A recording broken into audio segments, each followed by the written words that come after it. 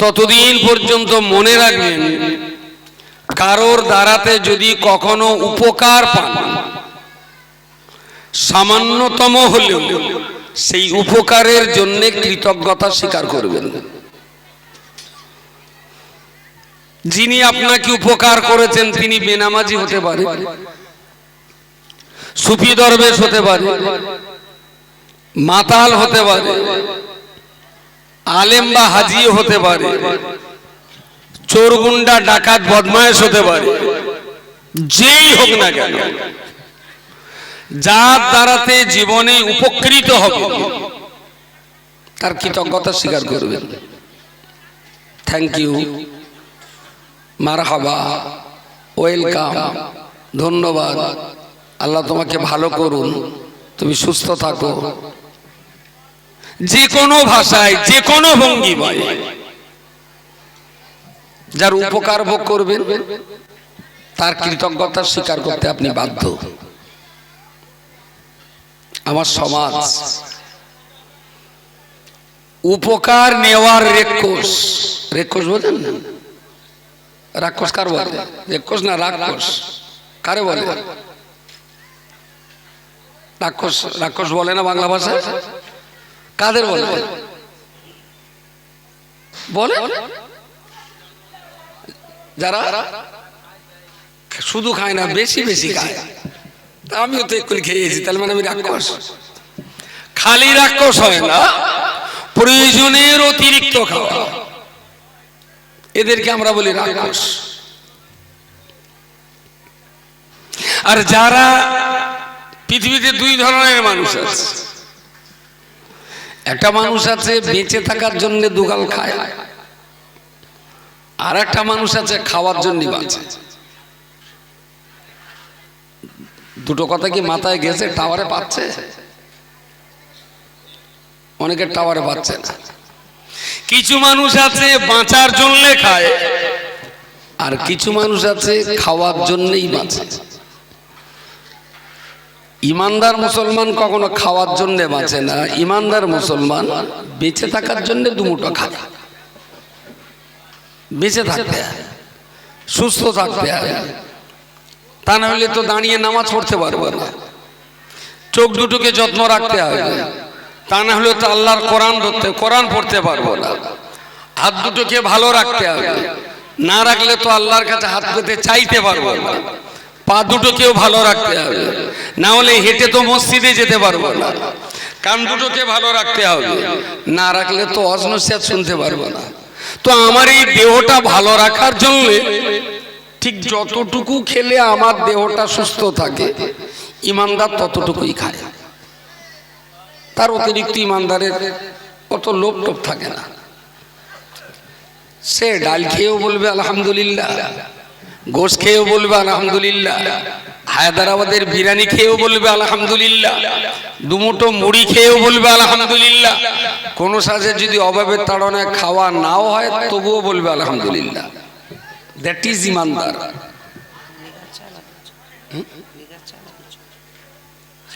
একটু কাঁচা দাও, বলতে লিগার চা না দুধ চা, কিচ্ছু লাগবে না।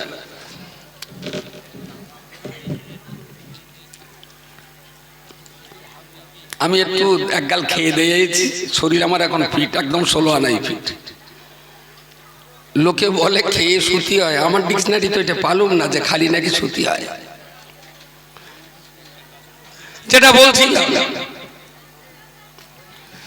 যে ইমানদার বান্দা কখনোই খাওয়ার জন্য বাঁচে না, কাজ করার জন্য বাঁচে, আর বাঁচার জন্য 2 ঘন্টা খায়। না বাঁচলে কাজ করা যাবে না, আর দুগাল না খেলে শরীর সুস্থ থাকা যাবে না। ইংরেজিতে একটা কথা বলে, হেলথ ইজ ওয়েলথ, তার মানে স্বাস্থ্যই হলো মানব জীবনের সেরা সম্পদ। সুবহানাল্লাহ বলেন। সবসময় চেষ্টা করবেন নিজের শরীর স্বাস্থ্যটা ঠিক রাখার, এটা একটা ইবাদত। শরীর যদি ভালো থাকে নামাজ পড়তে ভালো লাগবে, শরীর যদি ভালো লাগে রোজা রাখতে মন লাগবে, শরীর যদি ভালো থাকে কাজ করতে ইচ্ছা হবে, শরীর যদি ভালো থাকে পড়াশোনা করতে ইচ্ছা হবে, শরীর যদি ভালো না থাকে বাসর ঘরে টাটকা মালও ভালো লাগবে না। শরীর ভালো না থাকলে কিছু ভালো লাগবে না।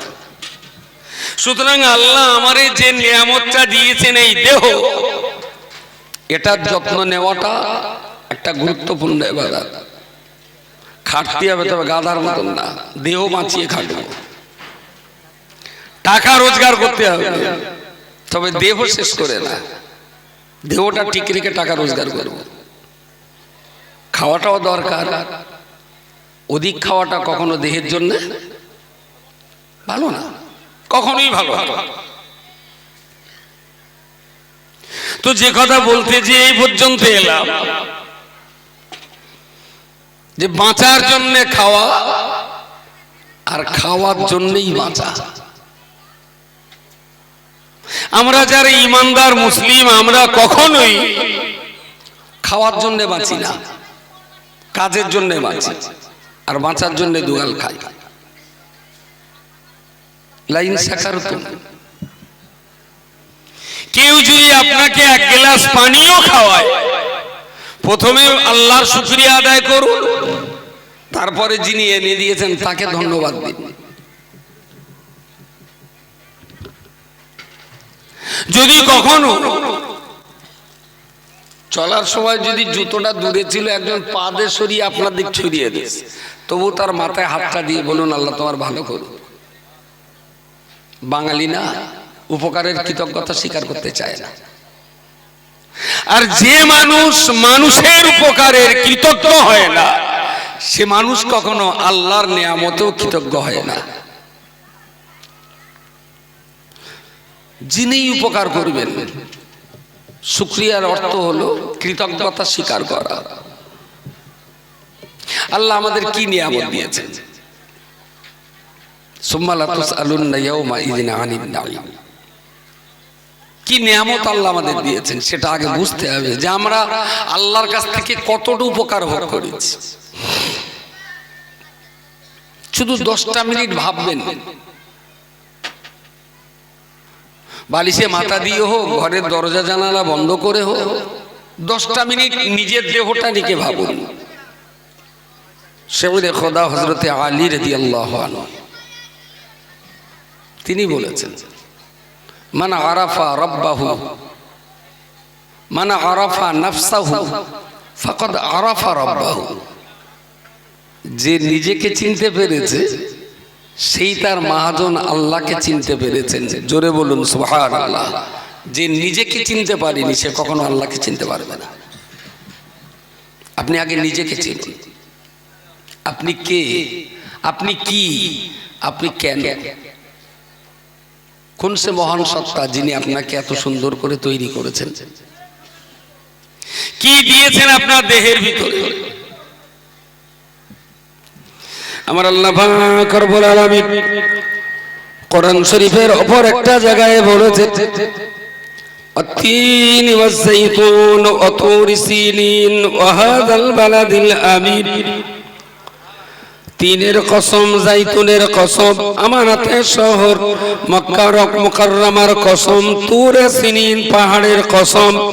চারটে জিনিসের কসম করে আল্লাহ বলেছেন, লাকাদ খালাকনাল ইনসান, আমি আল্লাহ আমার বান্দা মানুষকে সৃষ্টি করেছি ফি আহসানি তাকবীব, সবচেয়ে সুন্দর করে। আমার সৃষ্টি জগতের ভিতরে সেরা সুন্দর সৃষ্টি হলো আমার সৃষ্টি করা মানুষ। জোরে বলুন সুবহানাল্লাহ। আল্লাহ বলছেন আমার সৃষ্টি জগতে যা কিছু আছে, যা কিছু আছে, ক্ষতিকর আল্লাহ কিছু পাঠান নাই। ক্ষতিকর আল্লাহ এমন কিছু তৈরি করেন। যা কিছু আল্লাহ তৈরি করেছেন সবই মানুষের উপকারের জন্যই তৈরি করেছেন। সেটা জঙ্গলের বাঘ বলতে পারে, আর পদ্মার ইলিশ বলতে পারে। ইলিশ মাছ যদি মানুষের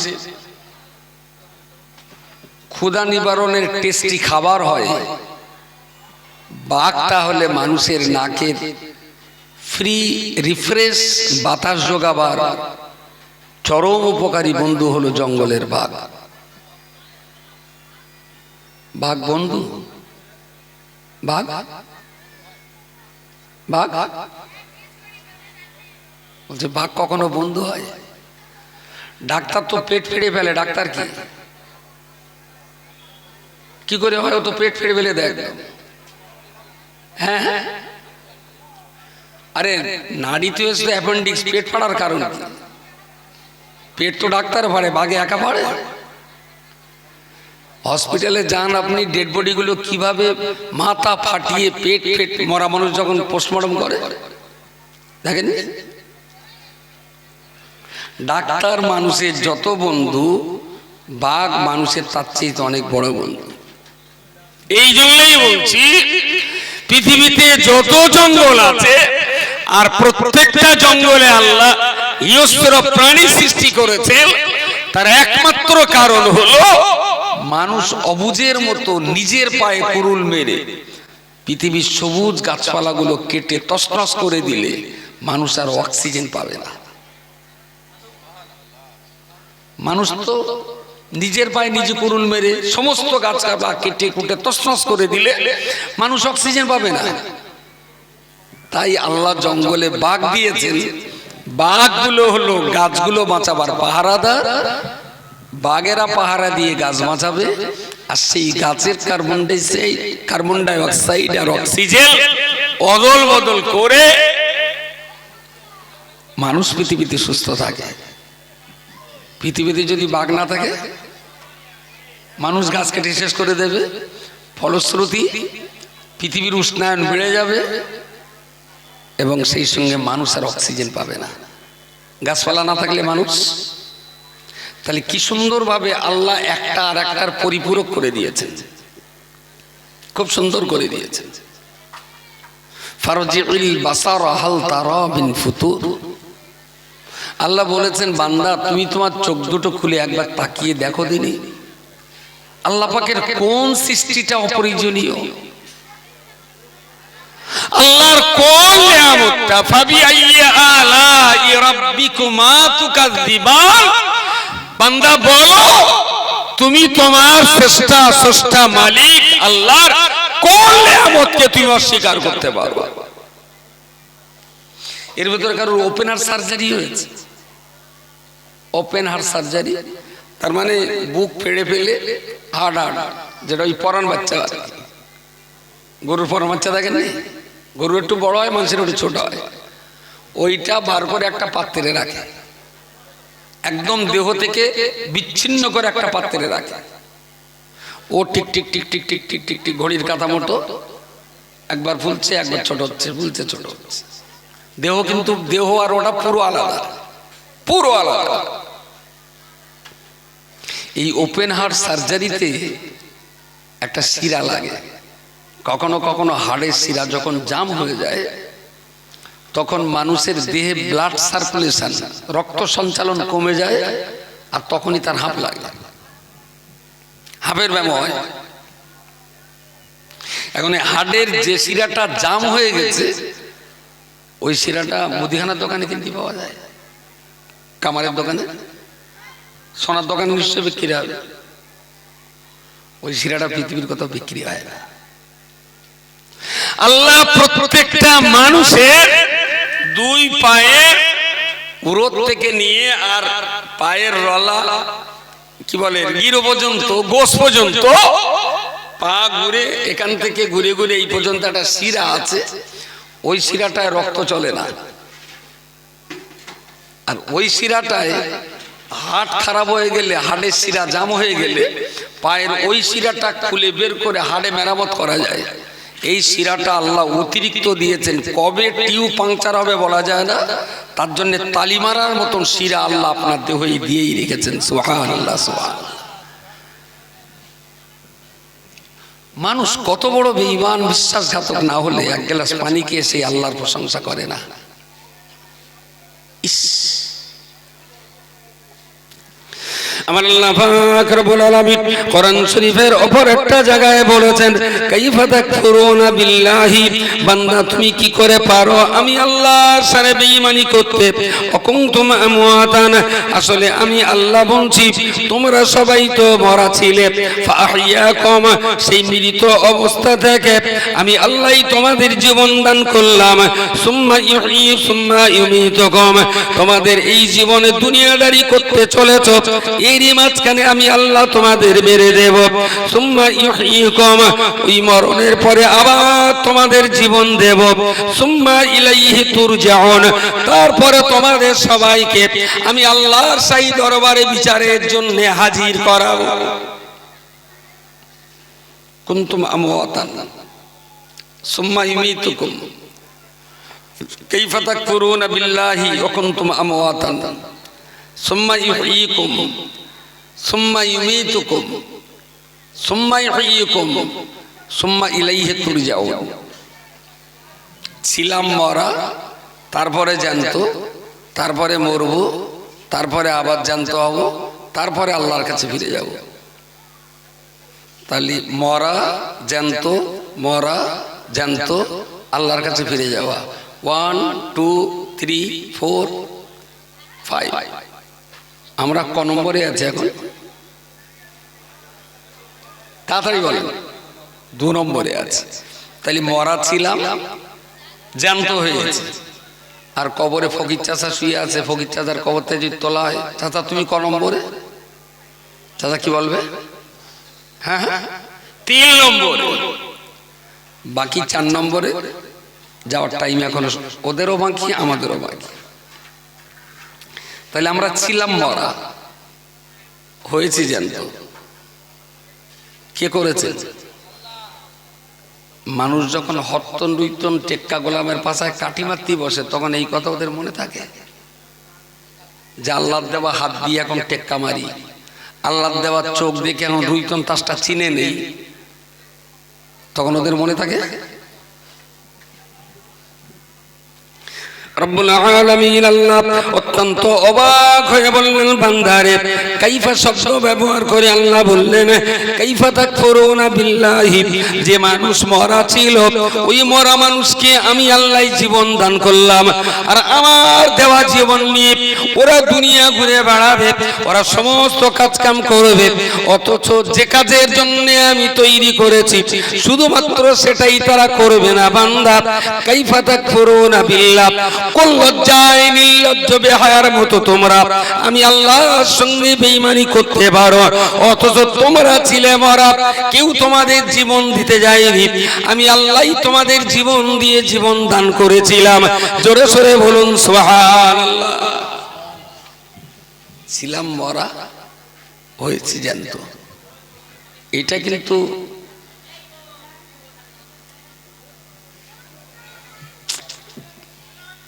আউযু বিল্লাহি মিনাশ শাইতানির রাজিম। একটু সবাই পড়েন দিন, আউযু বিল্লাহি মিনাশ শাইতানির রাজিম, আউযু বিল্লাহি মিনাশ শাইতানির রাজিম। এটা সেটা বললে আবার বলবেন খিস্তি দিচ্ছে, হচ্ছে বাবা আউযু বিল্লাহি মিনাশ শাইতানির রাজিম বলি। তবে এতে বলো মেয়ে শয়তান পালাবে না, মদ্দা সন্তান পালাচ্ছে তো একটা দেখ, মেয়ে পালাবে না। আর ওর একটু গাল ব্যথা করে না, বুকে বুকে তো গাল ব্যথা করে, তো ব্যামোগা গাল একটু ব্যথাও হয় না। আর স্পিড বেড়ে যাচ্ছে, কি খাওয়া দিয়েছে মনে হচ্ছে, খাওয়া দিয়েছে। সামনে বছর তুলে দেন, মেয়ে আসলে একদম বন্ধ করে দেন, একদম মেয়েদের ঢোকাবেন না এর ভেতরে। যদি প্রয়োজন হয় মেয়েদের মায়েদের আসতে সবার একদিন পরে না একদিন আগে এসে ওরা ঘুরে যায়।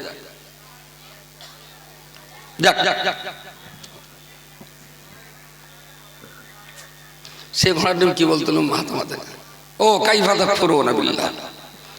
শুরু করেছিলাম লাইন সাকার তোমরা আযীদান্নাকুম। আল্লাহ বলেছেন বান্দা তোমারে যা নিয়ামত দিয়েছি, তুমি আমার পক্ষ থেকে এই নিয়ামত পেয়ে যদি আমার কৃতজ্ঞ হও, যদি আমার কৃতজ্ঞতা স্বীকার করো, তাহলে পরবর্তী জীবনে তোমার প্রতি আমার নেয়ামতকে অনেক গুণ বাড়িয়ে দেওয়া হবে। ধরুন, আচ্ছা এর বাড়ি কেডা আছে? এমন কেউ আছে যার বাড়ি আমি এক গাল খেয়েছি? এখানে শ্রোতা কেউ নেই, কেউ নেই। আপনারা তো বিরাট কিরেট দেখতে পাচ্ছেন। এর বাড়ি, ও আপনার বাড়ি খেয়েছে, হ্যাঁ থ্যাংক ইউ সো মাচ।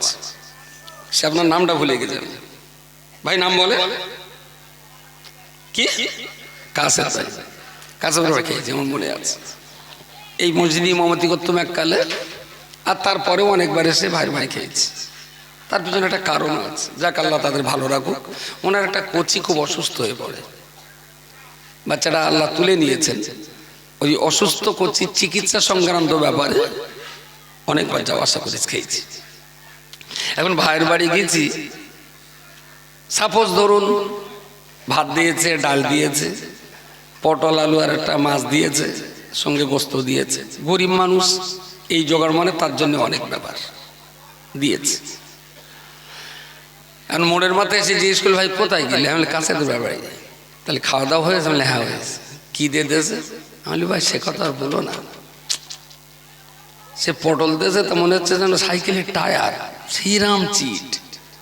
আলু দিয়েছে তা মনে হচ্ছে যেন সে পাতালতে তুলে আনা, জালের কাঠি বানা শক্ত। ভাত তো গেলার কোনো লাইন নেই। আচ্ছা, ও লোকের বাড়ি খেয়ে যদি এই বদনাম দেই, আর এই কথা যদি আর ও লোকের কানে যায়, কোনোদিন আমার ভিটে তুলবে? আর হ্যাঁ, পথের আশপাশে যদি যায় না, তা না দেখার ভান করে অন্যদিক ফিরে চলে যাবে, যদি সারা আবার যায়। সাপোজ লোকটা গরিব মানুষ, প্রয়োজনে গিয়েছি, হাঁড়িতে দুটো পান্তা ছিল, সেই পান্তা দেশে আর একটা আলু ছিল কাঁচা পেঁয়াজ দিয়ে এনে দেশে, সেইটা খেয়ে আসছি।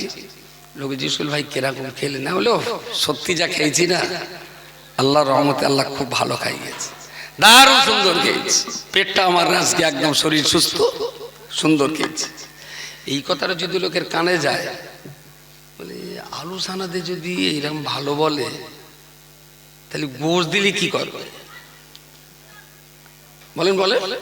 ও লোক আমার খুঁজে বেড়াবে, জীবনে যদি কোনোদিন পথের ধারে পায় আর একবার টেনে যাবে হাত ধরে, ভাই আমার বাড়িতে দুটো খেয়ে যান। দ্যাট ইজ শুকরিয়া। কখনো বদনাম দিতে নেই। একটা আলু থেনে আপনার গাল পর্যন্ত যেতে আপনার কি জানা আছে? কম বেশি 350 মানুষের কষ্ট আছে ওর পিছনে। ও লোক ছেলে দিলে আমি সঙ্গে সঙ্গে 26 নম্বর গোডাউনে ঢেলে দিলাম। এই আলুটা যিনি মাঠে রুয়েছিলেন, যে চাষি নাঙল চষেছিলেন, যে কোম্পানি সার দিয়েছিলেন, যার মেশিনের পানি দেওয়া হয়েছিল, যে কোদাল দিয়ে আলুটা তোলা হয়েছিল, যদি এক এক করে হিসাব করেন, এক পিস আলু ছেনে খাওয়া পর্যন্ত ওর পিছনে 350 মানুষের মেহনত আছে। আপনি অস্বীকার করতে পারেন এত মানুষের কষ্ট? ওই আলুটা যখন ছানা হচ্ছে, তাতে একটু পেঁয়াজও আছে, পেঁয়াজটাও কেউ রুয়েছিল, তাতে দুপটা তেলও আছে, তেলটাও কোনো ঘান কলে শস্যে ভাঙানো হয়েছিল, ওতে একটা কাঁচা লঙ্কাও আছে, সেটাও কোনো না কোনো চাষি মাঠে লাগিয়েছিল। বলবেন ও তো পয়সা নিয়েছে, তো পয়সা নিয়েছে। আরে মসজিদে নামাজ পড়াতে গেলে তুই ইমাম সাহেব পয়সা নেয়, তার মানে কি ওটা ভকাস? ইমাম সাহেব ইমামতি করে টাকা লাগে না? তো টাকা দে, তো টাকা নিয়ে যখন পড়াচ্ছে, তাহলে আপনাদেরটা পড়িয়ে দেবো, ওটা পড়ে কেন? ওই টাকায় তো আপনাদের পড়ানো হচ্ছে আর ওরও পড়ে লাগছে, নাকি আলাদা ইমাম সাহেব পড়ে? হ্যাঁ, কেন হবে? গ্রামের লোকের টাকা ওর নামাজ হবে কেন? টাকা দিছি বলে যে বেকার, যদি এই লোকগুলো উপকার না করতেন, টাকা কাকে দিতেন আপনি? প্রিয় শ্রোতা মণ্ডলী, মনে রাখুন, আমি আপনাকে বলতে চাইছি, পৃথিবীতে কেউ যখন আপনার উপকার করবে আপনি তার প্রশংসা করবেন, কেউ যখন আপনার উপকার করবে আপনি তার গুণগান গাইবেন। কেউ সামান্য পরিমাণ যদি আপনার উপকার করে অবশ্যই আপনি ওই উপকারের কৃতজ্ঞতা স্বীকার করবেন। নিশ্চিত করে মনে রাখুন, উপকারের কৃতজ্ঞতা স্বীকার যখন করবেন, কোনো না কোনো দিন ওই মানুষটা অপেক্ষা করবে, আবার সুযোগ পেলে আপনার উপকার করবে। মসজিদ থেকে নেমেছি, নেমে জুতো পাচ্ছি না। একটা ছেলে ওই দূরে ছিল, জুতোটা এনে বলতে, হুজুর এই আপনার জুতো। মাথায় হাত দিলে বললো, আল্লাহ তোমার ভালো করুক, তুমি যে কার সন্তান, আল্লাহ যেন তোমার মতো সুসন্তান ঘরে ঘরে দেয়, আল্লাহ তোমার ভালো করুক, যাও বাবা। এই ছেলেটা যদি অন্য কোনো দিন কোনো লোকের জুতো টুতো এরম দূরে থাকে, ও আনবে না? আনবে না? আনবে? জুতো খোঁজ দিয়েছি, ও তাতে বলতে হুজুর এই আপনার জুতো। এই কোথায় রেখে তুই? কখন তো জুতো খুঁজে পাচ্ছি না আমি। যে জুতো এনে দিলে ওর যদি হাঁকা দেই, তাড়া দেই, জীবনে আর কারোর জুতো, আর যদি খানার দিক থেকে পাতে টেলে খানায় ফেলে দেবে, শালা বেজমাদার খুঁজে না পায়। লাইন শাকারতুম লাযিদান্নাকুম। ওই যে বাচ্চাটার মাথায় হাত দিয়ে দোয়া করে দিলেন, ও আগামী দিন পরের উপকার করার জন্য অপেক্ষা করবে। আমার সমাজ অন্যায় করলে শাস্তি দেয়, কিন্তু ভালো করলে পুরস্কার দেয় না, যার জন্য সমাজ ক্ষতিগ্রস্ত। সমাজে ভালো কাজ করার মানসিকতা হারিয়ে গেছে।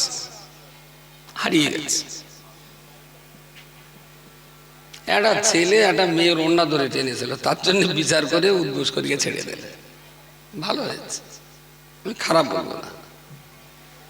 কিন্তু রাত 12টার সময় রক্তের অভাবে একজন রোগী যখন দমের কষ্টে ছটফট করছিলেন, তখন রাজাপুর গ্রামের মন্টু ছুটে যে বললো, আমার দেহের থেকে এক বোতল ব্লাড নিয়ে রুগীটার দাও। মন্টু বেনামাজি, মন্টু মাতাল, মন্টু চোর, মন্টু গুন্ডা, মন্টু বেবিচার করে, মন্টু বিশাল বদ। কিন্তু এই যে ব্লাডটা দিয়ে একজন উপকার করেছেন, এইটা ভালো তো, এই কাজটা। তাহলে রাজাপুর গ্রামের উচিত ছিল একদিন জুমার নামাজে খুতবার আগে, হ্যাঁ মন্টু এদিকে এসো বাবা, দাঁড়াও। মুতাল্লি মাইক ধরে বলবেন, আমাদের গ্রামের গর্ব, আমাদের গ্রামের অহংকার, আমাদের এই মন্টু। ভবেশ চ্যাটার্জি দমের কষ্টে ছটফট করছিল, রাত 12টার সময় আমাদের মন্টু ব্লাড দিয়েছেন, লোকটা এখন সুস্থ হয়েছে। তো আমাদের রাজাপুর গ্রামের সুনাম মন্টু, তাই আজ তোমাকে পুরস্কৃত করা হচ্ছে। ইমাম সাহেব উঠে মন্টুর হাতে একটা গোলাপ ফুল দিল, 500 গ্রাম ওজনের একটা সন্দেশের প্যাকেট ধরে দিল, যে মন্টু আমাদের গ্রামের মডেল। এটা হয়। অন্যায় করলে খিস্তি দেওয়ার প্রচুর লোক আছে, ছোট বড় গাল দেওয়ার প্রচুর লোক আছে, কিন্তু ভালো কাজ করলে প্রশংসা করার লোক, যার জন্য মানুষ ভালো কাজে উৎসাহ নেই, আগ্রহ নেই, ভালো কাজের প্রতি মানুষের উদ্বেগ নেই, উৎকণ্ঠা নেই। বাংলা একটা কথা বলে যে শাসন করা তারই সাজে সোহাগ করে, যে মানুষকে ভালোবাসতে পারে না তার অধিকার নেই মানুষকে শাসন করার। যে মানুষকে ভালোবাসতে পারে, মহব্বত করতে পারে, কোলে টানতে পারে, চুমা খেতে পারে, তাদেরই অধিকার আছে এই মানুষের শাসন করার। যে ভালোবাসে না তার শাসন মানায় না। লাইন শাকারতুম লাযিদান্নাকুম। আল্লাহ আপনাকে, মানুষ একটু কিছু করলে তার প্রশংসা আমরা করতে হবে। আল্লাহ আমাদের কতটা করেছেন। আচ্ছা, আপনি যখন ঘুমিয়ে থাকেন তখন কি শ্বাস প্রশ্বাস বন্ধ থাকে না? চলে না? 24 ঘন্টার ভেতরে বন্ধ থাকে কোন সময়টা? সব সময়। ঘুমির করে না খেতে দেখেছেন যাওয়া যাচ্ছে কিনা? আমি আমারটা দেখিনি, তো অন্য যখন ঘুমায় তখন তো দেখেছি। তাহলে দিন রাত 24 ঘন্টা আপনার নাকে অক্সিজেন যে আল্লাহ জারি রেখেছেন, সেই আল্লাহর শুকরিয়া আদায় কতটা হওয়া উচিত? সেই আল্লাহর কাছে মাথা নত করে কতটা ধন্যবাদ দেওয়া উচিত আল্লাহর, সে ব্যাপারে আমরা প্রচন্ড কৃপণ। আমাদেরই ঘরের সন্তান, আমাদেরই উরুসে জন্ম নেওয়া, আজকে এখানে কয়েক হাজার ছেলে এসেছে, ওরা এই প্যান্ডেলের ভেতর পর্যন্ত ঢুকেনি। ওরা এসেছে, হাট বাজার ঘুরেছে, যার যা চাহিদা ছিল, যার যেখানে দরকার ছিল, খুব এমাথার তো মাথা সাফা মারোয়া সাই করেছে। মাঝে মাঝে কোথাও কোথাও আবার হাজরে আসওয়াদ পেয়েছে, একটু চুমটুমে খেয়েছে। হজে এস মানে হাজরে আসওয়াদ চুমে না খেয়ে বাড়ি যায়, এসব করে সেসব পার্টি। আজকে যেখানে কোরআনের দুটো কথা হবে, হাদিসের দুটো কথা হবে, দিনের দুটো আলোচনা হবে, চল না বাজারে মাল কিনবো, অন্তত একটা বক্তার আওয়াজ শুনে আসে, সেসব পার্টি এখানে ঢুকেছে বলে মনে হয়? হ্যাঁ, ঢুকেনি। আসলে দোষ ঠিক ওদের না, দোষ হলো কোম্পানির দোষ।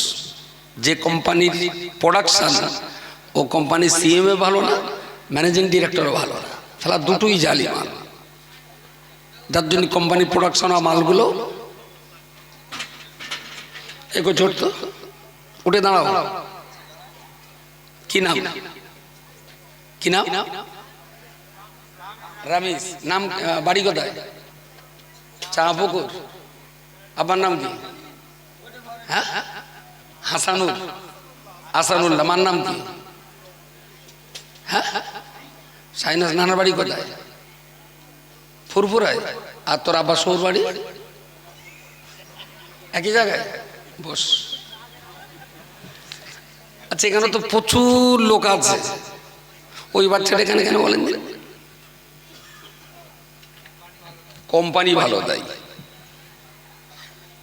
আমরা একেবারে, আমরা তো জেলে মাছ চেনে, চাষি ফসল চেনে, আমরা তো শ্রোতা চিনি, কারণ ই তো চড়াতে হয় রোজ আমাদের। আপনি খোঁজ নিয়ে দেখবেন, ওর আম্মা নিঃসন্দেহে 5 ওয়াক্ত নামাজি, ওর আম্মা নিঃসন্দেহে কোরআন তেলাওয়াতকারিনী একজন মা। ওর আম্মা নসিহত করে পাঠিয়ে দিয়েছে, অযথ ওখানে যাবে যেন দৌড়ি করবে না, চুপচাপ বসে হুজুররা যা কথা বলে সেগুলো শুনবে। এটা হলো ওর মায়ের অবদান।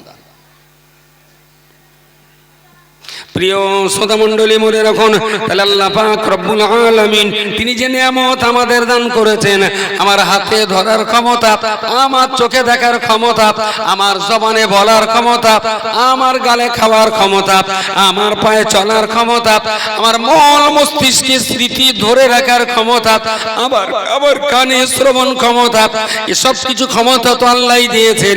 তিনি আমার কান দিয়েছেন, শ্রবণ শক্তি নাও বা দিতে পারতেন। তিনি আমার চোখ দিয়েছেন, দৃষ্টি শক্তি কেড়ে নিতে পারতেন। তিনি আমার গাল দিয়েছেন, খেতে পারতাম, বাক শক্তি তিনি কেড়ে নিতে পারতেন। তিনি আমার পা দিয়েছেন, পা দেওয়ার পরেও আপনার পা দেওয়ার পরেতেও প্যারালিসিস দিয়ে আমার দেহকে তিনি অকেজ করে রাখতে পারতেন। যে আল্লাহ পাক রব্বুল আলামিন আমার দেহটাকে এত সুন্দর করে বানিয়ে রেখেছেন, চলতে ফিরতে উঠতে বসতে যত সময় বান্দা ঘুমিয়ে না পড়ে, তত সময় পর্যন্ত বান্দার মনে রাখা উচিত, সকালে যখন আপনার ঘুম ভাঙবে আর যখন আপনি রাত্রেবেলা ঘুমিয়ে পড়বেন, ঘুম ভাঙা থেকে ঘুমিয়ে পড়ার আগ মুহূর্ত পর্যন্ত আপনার অন্তরের ভিতরে আল্লাহ পাকের স্মরণ থাকাটা, আল্লাহর জিকির থাকাটা, আল্লাহর স্মরণে নিজেকে ব্যস্ত রাখাটাই, এটাই হলো আল্লাহর প্রকৃত শুকরিয়া আদায় করার নমুনা। যে 2 মিনিট অন্তরে আপনার আল্লাহর কথা থাকবে না, সেই 2 মিনিট আপনি ইবলিসের বান্দা।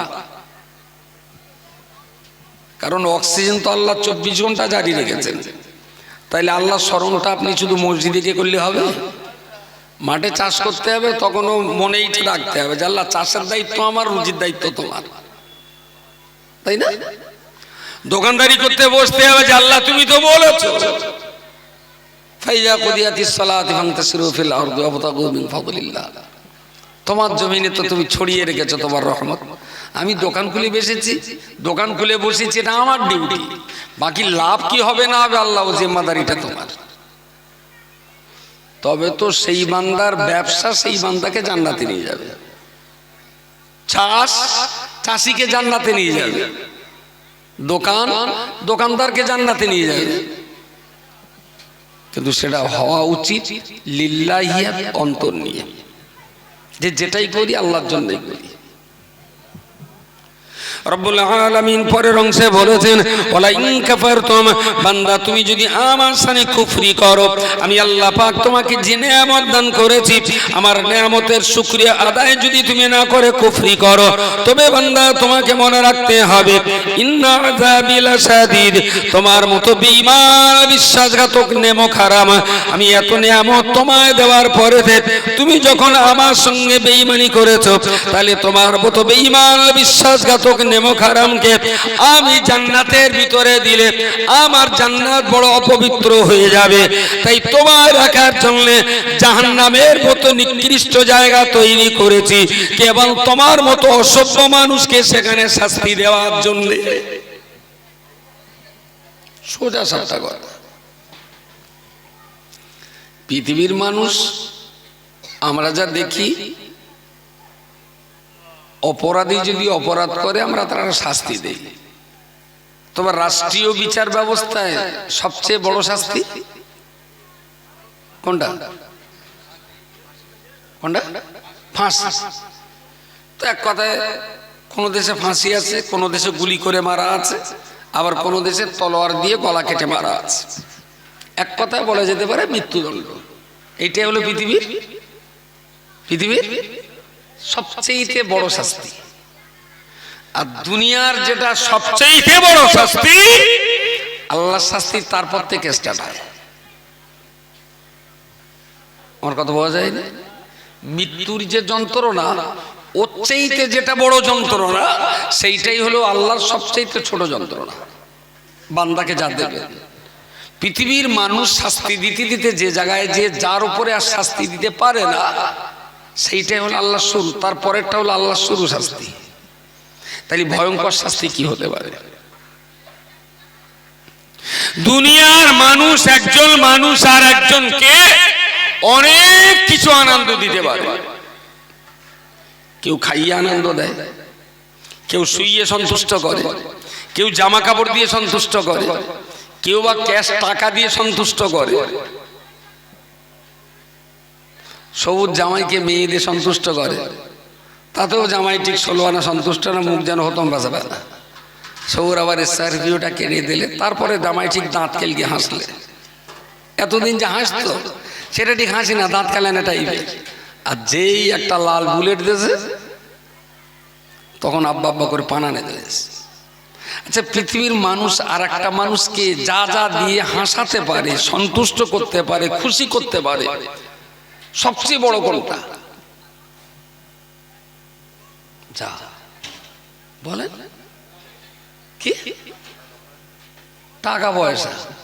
টাকা পয়সা বললি তো আমি তার পরিমাণ মধ্যে 1.5 টাকা না 3 টাকা, 1.5 টাকা দিয়ে সন্তুষ্ট হবে সবচেয়ে? বাহ, দামি কথা বলেছেন একটা। একজন বলেছেন পৃথিবীর মানুষ আর একটা মানুষকে সবচেয়ে যেটা বেশি দিতে পারে দামি জিনিস, সেটা হলো ভালোবাসা। ভালোবাসার দাম দেওয়া যায়? ভালোবাসার দাম দেওয়া যায় না। আচ্ছা, এই যে ভালোবাসা, মানুষ মানুষকে ভালোবাসে, বিভিন্ন কারণ হতে পারে। মানুষের প্রতি মানুষের ভালোবাসার মহব্বতের সর্বোচ্চ স্তর, যার চাইতে আর বেশি ভালোবাসতে পারে না, বলা যেতে পারে সন্তানের কিডনি একটা ড্যামেজ, কেউ দিতে চায় না। মা বলল আমার তো দুটো আছে, একটা আমার কচিরে দাও আর একটা আমার থাক, মেয়েটাও বেঁচে থাক আমিও বেঁচে থাকি। এরা ভালোবাসার এক চরমতম নিদর্শন, যে কখনো নিজে মরেও অন্যকে বাঁচাবার চেষ্টা করা। চরমতম নিদর্শন একজন আর একজনকে ভালোবাসা। সর্বোচ্চ নিদর্শন যেখানে শেষ হয়ে যায়, আল্লাহ তার বান্দাকে যে ভালোবাসে তারপর থেকে শুরু হয়। এবার আপনি একটু একা একা ভেবে নেবেন আল্লাহ তার বান্দাকে কতটা ভালোবাসে। বুখারী শরীফের একটা হাদিসে রয়েছে, প্রিয় রাসূল সাহাবীদেরকে নিয়ে বসে রয়েছেন, হঠাৎ করে একজন সাহাবী বললেন, ইয়া রাসূলুল্লাহ, আজকে আপনাকে একটা খুশির খবর শোনাবো, আপনাকে আনন্দের খবর শোনাবো। এত আনন্দ, এত খুশির সংবাদ জীবনে কোনোদিন আপনি শোনেন নাই। নবী বললেন, বাবা বলো। সাহাবী বললেন, ইয়া রাসূলুল্লাহ, একদল মানুষ একই কাফেলায় দেশ থেকে তারা বিদেশে ব্যবসা করতে যাচ্ছিল। মাঝপথে একটা জায়গায় ওরা বিরাম বিশ্রাম করার জন্য দাঁড়ালো। ওরা গোসল করলো, যে যার মতন খাওয়া দাওয়া করলো। ওরা বিরাম বিশ্রাম নিয়ে ওখান থেকে আবার উঠে পিঠে উঠে তারা চলা শুরু করলো। ওদের দলের সবাই চলে গেল, কেবলমাত্র একটা মানুষ ঘুম ভেঙে দেখলো সঙ্গে কেউ নাই। এটা একটু ঘুম কড়া, সবাই উঠে যাচ্ছে, গুছিয়ে নিয়ে চলে গেছে, ও ঘুম ভেঙে দেখে কেউ নেই, কেউ নেই, একদম একা। বিকেলের পড়ন্ত বেলায় ও একটা আন্দাজ করে যেতে যেতে যেতে যেতে সে এক গভীর মরুভূমির মাঝখানে ঢুকে গেছে। রাত্রের বেলা রাস্তা কোন দিকে, পথ কোন দিকে কিচ্ছু চিনতে পারছে না। সেই অবস্থায় সারা রাত ও যত পথ খুঁজতে যায় ততই পথ হারায়। সকালে যখন সূর্য উঠলো, লোকটা দেখলো আমি এক মহাবিপদে। যেখানে ছিলাম ওখানেই যদি থাকতাম হয়তো পথচারী মানুষ কেউ না কেউ এসে আবার আমার সন্ধান নিতে পারত। ও ঠিক করে নিল, তাহলে আমাকে বুদ্ধিমানের কাজ হবে আবার সেখানটায় ফিরে যাওয়া। কিন্তু কোন রাস্তা দিয়ে যে ওই জায়গায় গিয়েছে সে রাস্তাও ঠিক করতে পারছে না। তো প্রায় 2 দিন সময় লাগলো ওর সেই জায়গাটায় ফিরে আসতে। ততক্ষণে এই 2 দিন খাওয়াও নয়, পানিও নয়। ফিরে এসে দেখছে ওর বেঁধে রাখা উটটাও সেখানে নেই। যে উটের পিঠে ওর পানি, যে উটের পিঠে ওর মাল সাবান, যে উটের গলায় ঝোলা এক পুটলির ভিতরে তার টাকা পয়সা, উটও নেই। যা, লোকটা ওখানেই বলে আমার মরণ